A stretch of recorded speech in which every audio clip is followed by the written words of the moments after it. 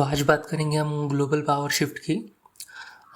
देखिए, जो world war to था ना, तो वर्ल्ड वॉर टू से पहले जो था ना, तो पूरी दुनिया पर इंग्लैंड की हुकूमत थी।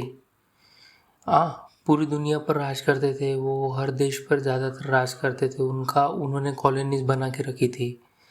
वर्ल्ड वॉर टू के बाद से जो राइज हुआ ना, तो वहाँ पे अमेरिका का हुआ, और अमेरिका के बाद जो हुआ वो रशिया का हुआ। तो वो कहा जाता है ना कि आज सर शाश्वत नहीं रहता है, ताज शाश्वत रहता है।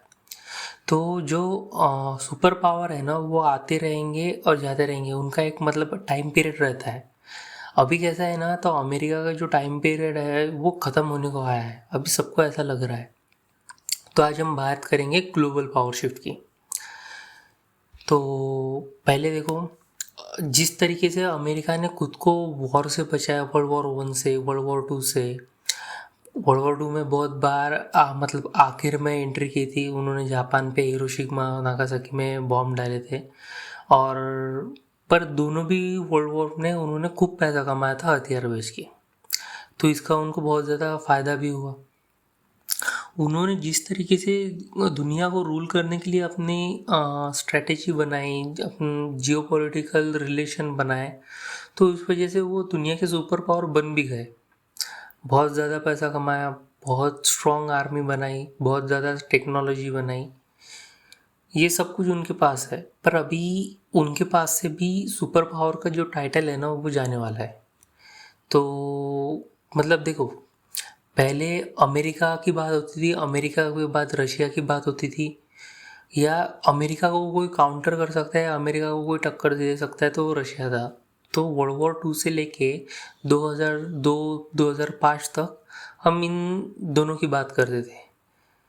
फिर इसमें एंट्री जो हुई ना, वो हुई थी चाइना की। आज से 15-20 साल पहले अगर हम देखें तो 2010 के बाद सुपर पावर की रेस में जो है वो चाइना बहुत ज़्यादा, उसका नाम आ रहा है, रशिया से भी ज़्यादा। ऐसा नहीं कि रशिया अमेरिका को काउंटर नहीं कर सकता, अमेरिका के साथ युद्ध नहीं कर सकता, वो कैपेबल है सब इसमें। पर प्रॉब्लम क्या है ना, कि सुपर पावर आप मिलिट्री पावर से नहीं, टेक्नोलॉजी और पैसे से माने जाते हो। अमेरिका की अभी तक जितने भी प्रेसिडेंट हुए हैं ना, तो इन्होंने जितने भी आज तक कितने भी देशों को इन्वेट किया है, या जितने भी देशों को ये अटैक किया है ना, तो उन्होंने क्या किया है, एक स्ट्रेटेजी के तहत उन्होंने ज़्यादातर अपना नुकसान नहीं किया। उन्होंने यूरोपियन यूनियन के साथ मिलकर, या पूरी की पूरी खुद पैसा खर्च नहीं किया। सब कुछ क्या कहते हैं उसको, कि उसने रिस्क बहुत कम लिया है और सबको साथ लेकर वो आगे बढ़ते चले गए। तो जब चाइना की बात हो रही है, तो चाइना, अभी थोड़े दिनों पहले अमेरिकी प्राइम मिनिस्टर का एक बयान भी आया था, जिस तरीके से हमने चाइना के साथ 20 साल पहले गलती की थी, अभी हम वही गलती इंडिया के साथ नहीं करेंगे। तो चाइना को तो इन्होंने आखिरकार सुपर पावर की रेस में लाकर खड़ा कर ही दिया। तो अभी ये शिफ्ट की बात इसलिए हो रही है ना, कि ये देखो आगे मैप में आप देखते हो, यहाँ पे यूनाइटेड स्टेट्स ऑफ अमेरिका है। यूनाइटेड स्टेट्स ऑफ अमेरिका के अगर कट्टर दुश्मन कहा जाए, जो इनकी बात नहीं सुनते, जो इन पर कोई भी, इन पर किसी तरीके से सैंक्शंस लगा दीजिए, इनकी इकोनॉमी को किसी तरीके से आप क्रश करने की कोशिश करो, कुछ भी हो जाए, तो ये नहीं सुनते। वो है Russia, Iran, China, north Korea. Asia में नहीं तो पूरी दुनिया में। यूरोपियन यूनियन उनकी सुनता है, अफ्रीकन कंट्रीज उनकी सुनता है, नॉर्थ कॉन्टिनेंटल उनकी सुनता है, वेनेजुला को छोड़ के अभी वो भी अंडर में आ गया। पर पूरी दुनिया में जो है ना, तो ये इन लोगों की एक टीम बन गई थी, रशिया, नॉर्थ कोरिया, चाइना और ईरान। कुछ भी हुआ ना, जैसे ईरान पर बहुत ज़्यादा सैंक्शंस है, उनको अपना ऑयल मार्केट में बेचना नहीं दे रहा, तो रशिया चाइना खरीद लेता था, नॉर्थ कोरिया खरीद लेता था। वही नॉर्थ कोरिया के ऊपर भी सैंक्शंस है, उसकी जो डेली नीड्स की जो भी चीज़ें रहती थी, जो भी हो लगता था, वो चाइना उसको प्रोवाइड कर देता था, रशिया प्रोवाइड कर देता था। और सबसे बड़ी बात, रशिया और चाइना, नॉर्थ कोरिया जो है ना, ये न्यूक्लियर पावर कंट्रीज है, जिसकी वजह से अमेरिका भी इन पर ज़्यादातर दबाव नहीं डाल सकता है। तो इन सब चीज़ों की वजह से इन लोगों ने जो टीम बना के रखी है, और इन्होंने जिस तरीके से अमेरिका को काउंटर करना की रखा था, पर अभी तक अमेरिका बच रहा था। देखो, अमेरिका ने वियतनाम में घुसा था, कुछ नहीं कर पाया, बहुत ज़्यादा पैसा बर्बाद हुआ, टाइम खराब हुआ। वो अफ़गानिस्तान में घुसे थे, वहाँ पे 20 साल के तकरीबन थे, वहाँ से वापस आ गए। मिलिट्री लेवल पे अगर देखा जाए ना, ग्राउंड लेवल पे अमेरिका ने है ना, मतलब ऐसा कोई जंग जीती नहीं है। अगर रशिया की बात करें तो रशिया ने चेचन्या में, रशिया का अगर वर्ल्ड वॉर 2 की बात करें तो जर्मनी को हराया था। तो ये सब रशिया को, मतलब रशिया की मिलिट्री को है ना, तो वो एक्सपीरियंस है। नॉर्थ कोरिया में डिक्टेटरशिप है, उनको कोई फ़र्क नहीं पड़ता, उनको पता है कि हमारे प्रोग्रेस के पीछे अमेरिका आया है, किम जोंग उन को। वो सीधे अगर कुछ भी हुआ ना, वो दिखने में साइज में बहुत छोटा देश है, पर वो अमेरिका को हिट करने की कैपेसिटी रखता है। जो भी कंट्रीज़ है, जो भी, मतलब अभी थोड़े दिनों पहले वो तुलसी गब्राट का वो इंटरव्यू अगर देखा जाए तो उन्होंने कहा है कि अगर अमेरिका को हिट करने के लिए अगर कोई भी देश है ना, जो मतलब उनकी मिसाइल अमेरिका तक पहुंच सकती है, उनकी रेंज तक आ सकती है, तो उसमें उन्होंने रशिया, चाइना और नॉर्थ कोरिया का नाम लिया है, इन 3 देशों का। तो इन 3 देशों का मतलब ये अमेरिका की नहीं सुनते, अमेरिका की सुनने भी वाले नहीं है, और आगे भी नहीं सुनेंगे। पर अभी जो है ना, अगर पावर शिफ्ट होती है तो रशिया तो पीछे रह गया है इकोनॉमी की में बात करें। पर ये जो बात है ना, जिस तरीके से चाइना ने खुद को बनाया है, चाइना ने खुद को कंट्रोल, मतलब प्रोग्रेस की है देश में, कि खुद को मतलब जिस तरीके से डेवलप किया है, इकोनॉमी बढ़ाई है, तो उस तरीके से देखा जाए ना, तो चाइना आगे चल के आने वाले कुछ समय में सुपर पावर बन सकता है। 10-15 साल ज़्यादा होंगे, मतलब 10-15 साल में आराम से बन सकता है। इसका सबसे बड़ा रीज़न जो है ना, तो ये जो, अगर देखो, ये अमेरिका की वॉर नहीं थी ईरान के साथ, ये थी इजराइल की। अमेरिका इजराइल की वजह से कूद गया। ट्रम्प को अभी तक जितने भी मतलब प्रेसिडेंट आए थे अमेरिका में, उन्होंने सिर्फ ईरान पर सैंक्शंस लगाए थे, पर उनको पता था ईरान के साथ वॉर नहीं करनी। वो ट्रम्प के जैसे बड़बोले नहीं थे। ट्रम्प ने कहा मैं बम गिरा दूंगा, मैं ऐसा कर दूंगा, मैं वैसा कर दूंगा। उनको लगा ईरान वेनेजुला है, वॉर में पकड़ा। अब भी देखा जाए ना, तो अमेरिका के पास, अमेरिका का बारी है, अमेरिका जीत सकता है, अमेरिका और इसराइल मिल के लड़ रहे हैं, ऐसा कर रहे, वैसा कर, सब कुछ है। पर अगर ये वॉर अगर 2-3 सालों के लिए स्केलेट हो जाती है, 2-3 साल के लिए चली, मतलब बढ़ जाती है ना, और अमेरिका अगर 2-3 साल इस वॉर में ईरान में अगर रहता है ना, यही में गुंता हुआ, तो ये सबसे बड़ा चाइना को लिए मौका है, और चाइना ये चाहेगा। चाइना को 100% यही चाहिए कि अमेरिका इस वॉर में फंसा रहे। पहले भी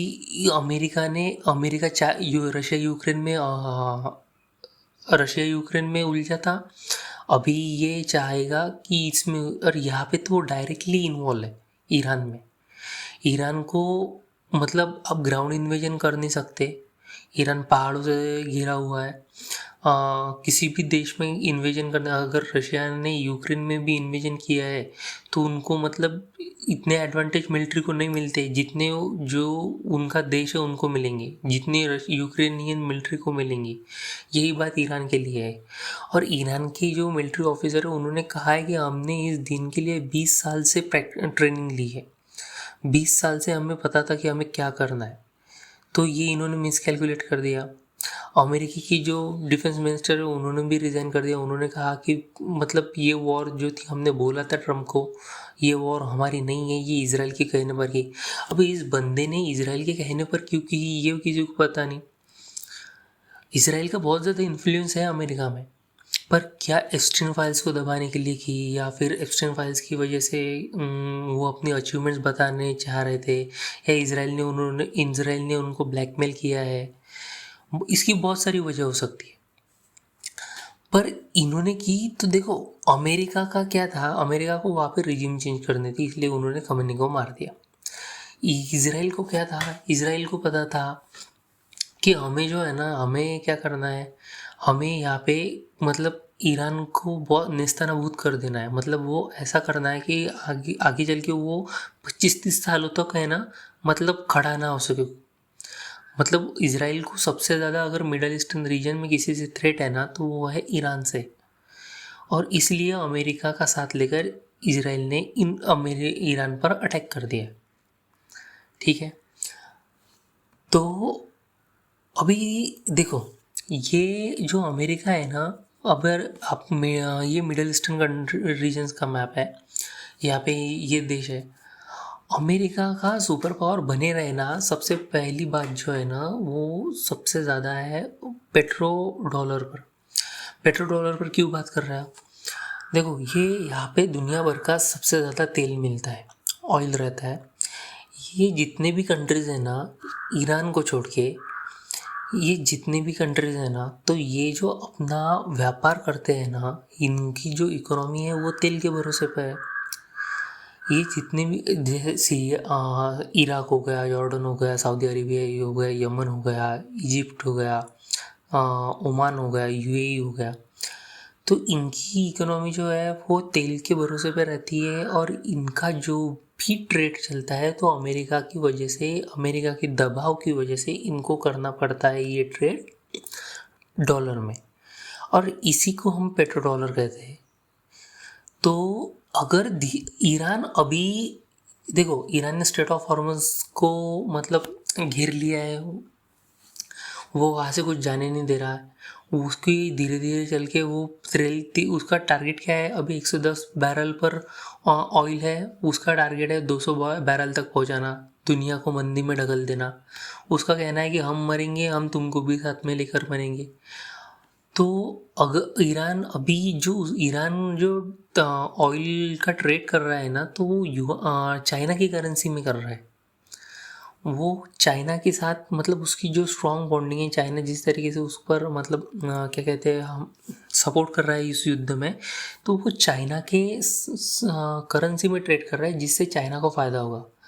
अभी यही मिडल ईस्टर्न कंट्रीज अमेरिका के साथ डॉलर में ट्रेड करते थे, क्योंकि इनको लगता था कि कुछ भी हुआ आगे चल के प्रॉब्लम, तो अमेरिका जो है वो हमको बचा लेगा।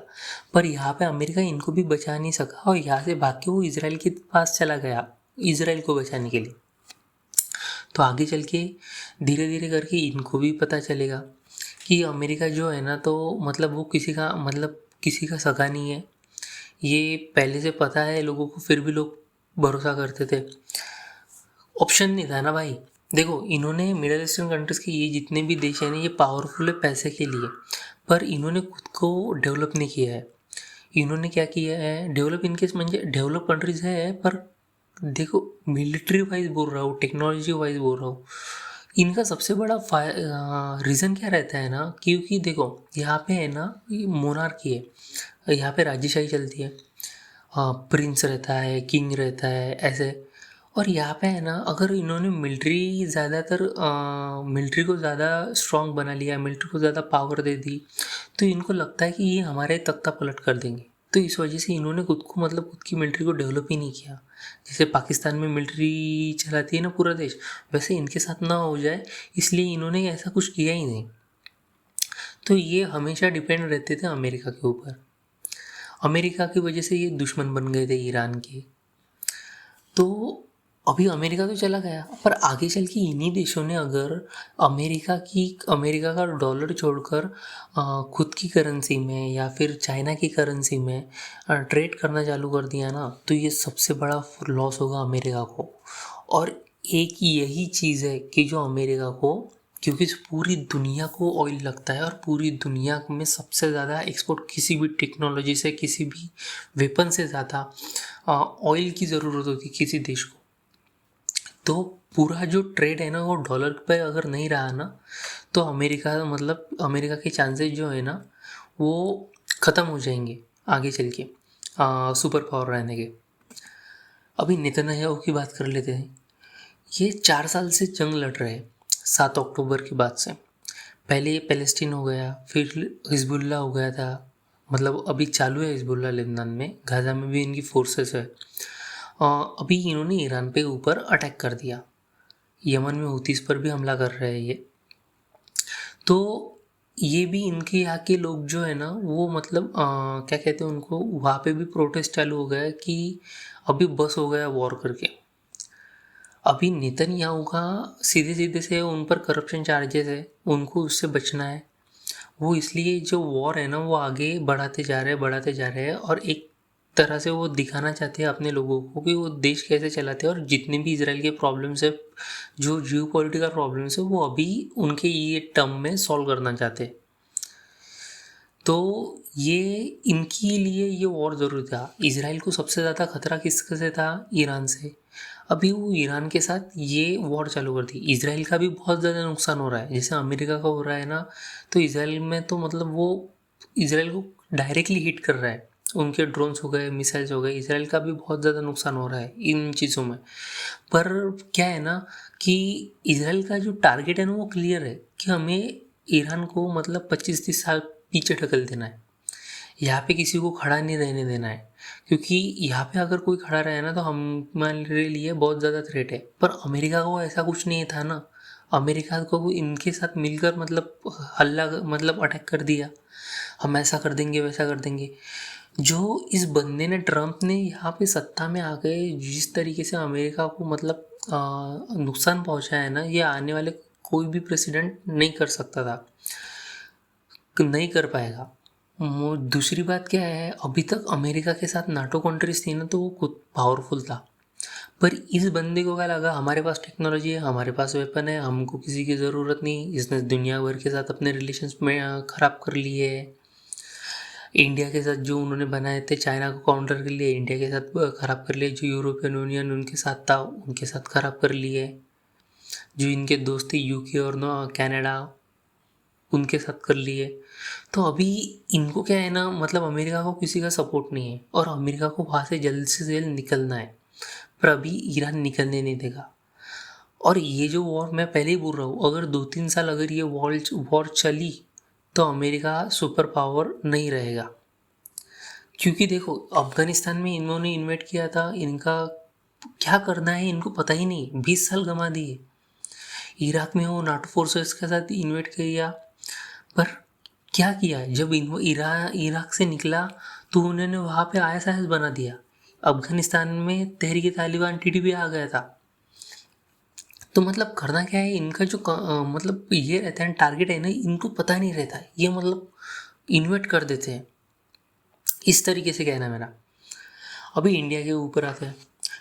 इंडिया को क्या है, तो मैंने पहले बोला था कि जो सुपर पावर की कंट्रीज़ है उसमें सिर्फ चाइना का नाम आएगा अमेरिका के बाद। मतलब जो रेस में अभी वो अमेरिका और चाइना है, रशिया का भी नहीं, और मैंने इंडिया का भी नाम नहीं लिया था।